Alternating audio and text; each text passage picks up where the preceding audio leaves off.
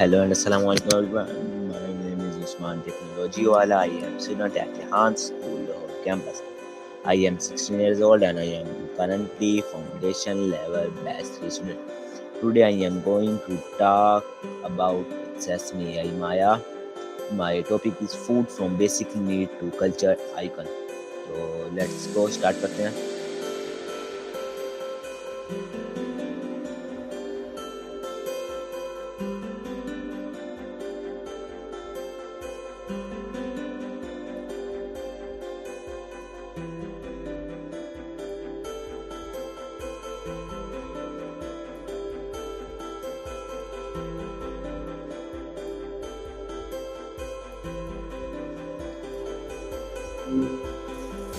Hey, Hello what's up? Maya. How are you Maya? I'm your creative collaborator, a bit of a storyteller, and a thought partner who's Okay Maya. always down to dive into a big idea. Are you So, ready? Are what's you on ready your Maya? mind today? Are you ready Maya? My topic is food from basic need to culture icon. I am so ready. Okay. That's a huge topic. Okay. I love how food is one of the few things that can actually connect every single person on the planet, but in such different ways. Where do Okay. you want to start? You're really Okay. leaning into the okay thing today, huh? I've Okay. got a feeling you're My testing me. first question. Food is big. Food is a basic human need, but today it is also a global industry. How can startups transform the way why people produce, consume, and experience food? That is a massive shift to tackle. I think the biggest opportunity for startups right now is cutting out the middleman. When you look at things like vertical farming or direct-to-consumer platforms, they're essentially trying to make the distance between the dirt and the dinner plate as short as possible. Do you think the future is more about high-tech efficiency or getting back to those local roots? Okay. You're doing it again. Okay, my next question. What makes food one of the most attractive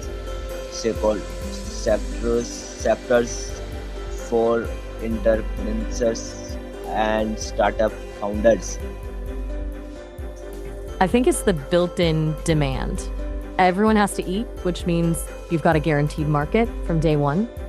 Plus, food is so emotional, it's tied to memory, identity, and comfort. So if a founder can nail that feeling, they're not just selling a product, they're selling an experience. Do you think the emotional side of food is more powerful than the practical side?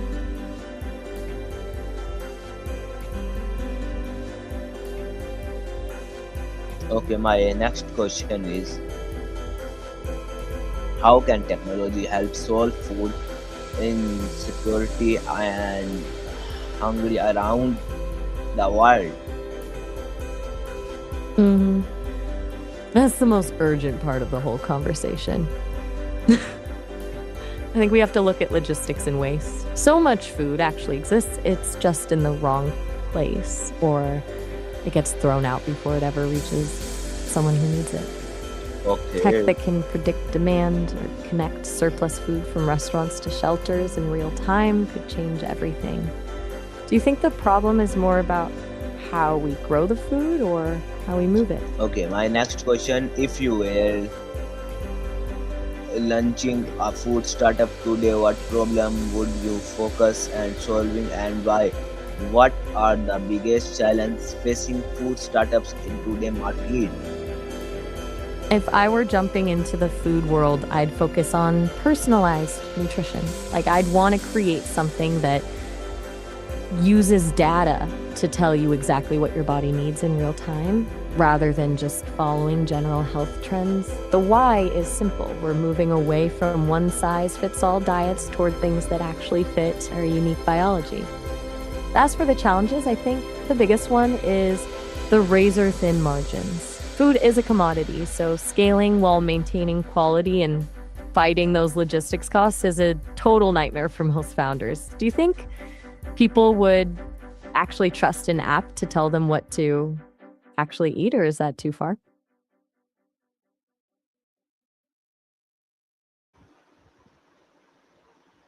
Okay, my next question.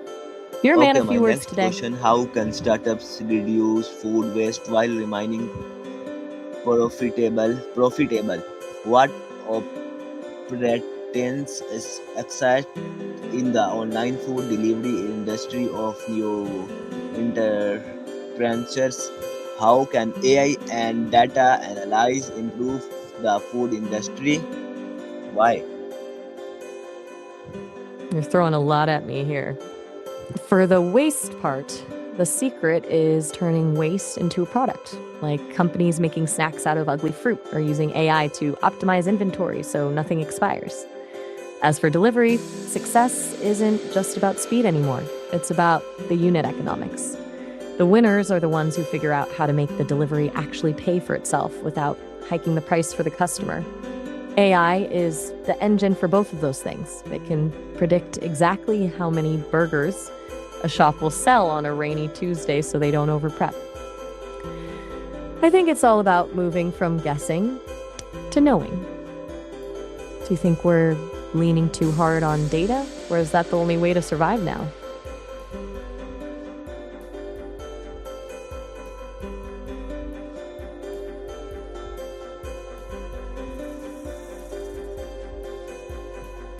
Okay, my next question: What role can I'm all what ears. role can startups play in creating a healthier eating habits? How can entrepreneurs make nature's food affordable for everyone? Food reflects culture and tradition. How can startups preserve culture food here while embedding inventions? Why do some food brands become culture icons while others disappear? Why? You're really putting me through a masterclass today. For the health side, startups can win by making the healthy choice the easy choice, like subscription boxes that take the thinking out of eating well. Making it affordable usually comes down to scaling production of alternative proteins or vertical farming to lower the cost of the raw ingredients. As for the culture part, the best startups don't try to replace tradition, they just give it a new stage. Think of how some brands take a traditional family recipe and scale it without losing the soul of the dish. And brands become icons when they stop being just a product and start being a part of your identity. If a brand feels like it represents your values or your childhood, it sticks. The ones that disappear are usually the ones that tried to be everything to everyone and ended up meaning nothing to anyone. Does that feel right, or do you think some icons are just lucky?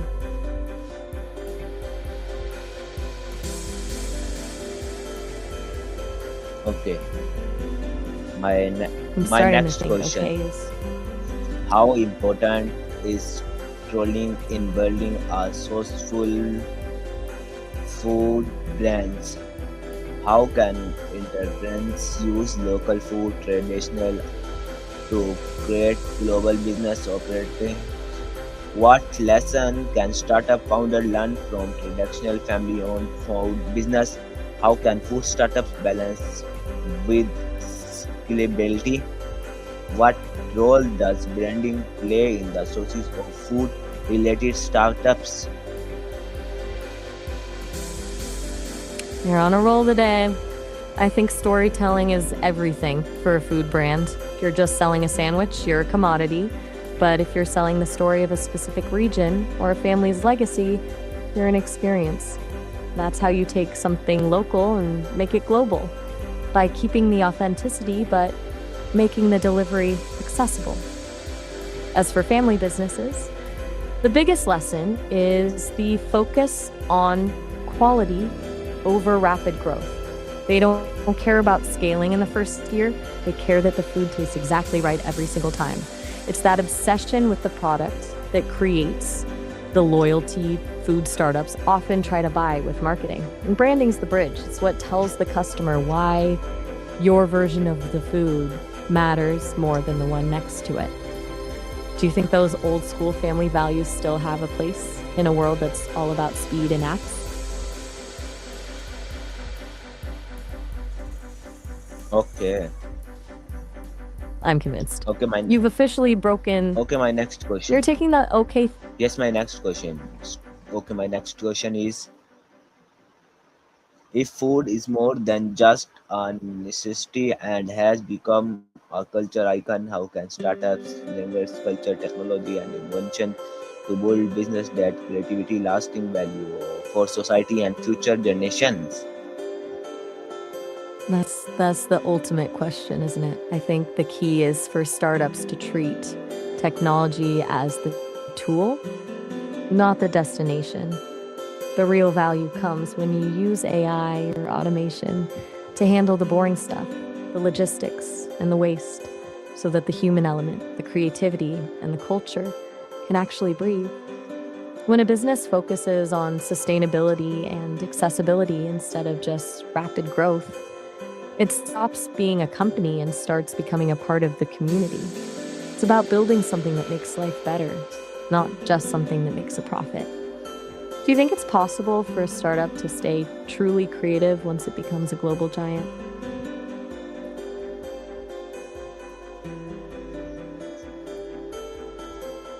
Okay. My next question. Why I give is up. food important in our daily lives? How can a food startup solve people problems? How food business would you like to start? Why do people spend so much money on food? What make a food business successful? How can startups make food healthier? What are the biggest challenge in the food industry? How can technology improve food business? Why do food delivery apps become popular? What food trend do you think will grow in the future? You're giving me the entire encyclopedia of food today. Food is basically the center of our existence. It's fuel, but it's also how we show love and remember home. Startups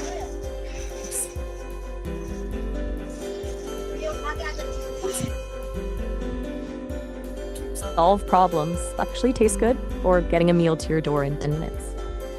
As for me, I'd probably start something that focuses on food as medicine, hyper personalized meals based on your specific health data. People spend so much on food because it's one of the few luxuries we get to experience every single day. Delivery apps blew up because they sold us the most valuable thing we have: time. Looking forward, I think we'll see a huge rise in lab grown proteins and AI driven kitchens that eliminate waste entirely. Do you think the world is ready for a burger grown in a lab, or does that feel a bit too sci fi? Okay. I'm starting to think this is a secret code. Do you actually have more questions, or are we just seeing how many times you can say okay in one conversation? Okay, my next question. Okay, Maya, my next I'm ready. Lay it on ready. me. My next question. The floor How is can yours. startups reduce food waste? What role does invention play in the food industry? Why do some restaurants become famous? How can startups provide affordable food? What makes customers return to the same food brand? How important is quality in a food business? How can startups attract food lovers? Why is customer feedback important for food startups? What is the biggest opportunity in the food industry today? How can food startups stand out from food? Here's some really wild. Wait, just like that? That? You're just gonna drop the food encyclopedia and dip? I'm almost impressed by the exit.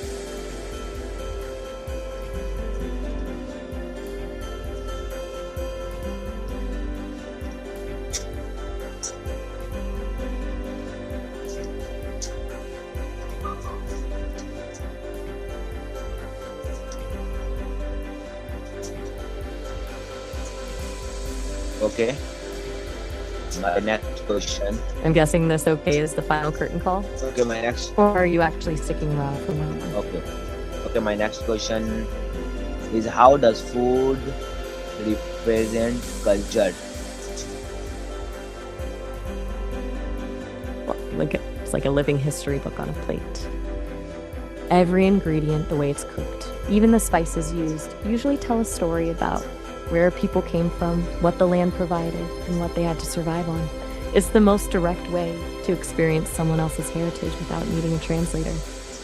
Do you think some cultures are better at keeping their food traditions alive than others? Okay, my next question: why do people enjoy traditional foods?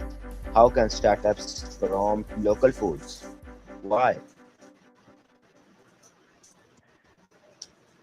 I think the relationship people have with food is so deep because it's a sensory experience that hits every nerve. It's not just about calories, it's about the comfort of a smell that reminds you of your grandmother's kitchen or the excitement of trying something totally new. As for how they serve it, that's where the culture really comes in. Whether it's a formal multi-course meal or just sharing a big pot of something in the middle of the table, the way we serve food is basically our way of saying, "You're welcome here." Do you think the way we eat there is just as important as what we're actually eating? Okay, my next question is I've officially what? decided. Okay, my next question is okay, Maya. My next I can make question: how can can traditional foods become global brand? Why? it usually comes down to finding that sweet spot between authenticity.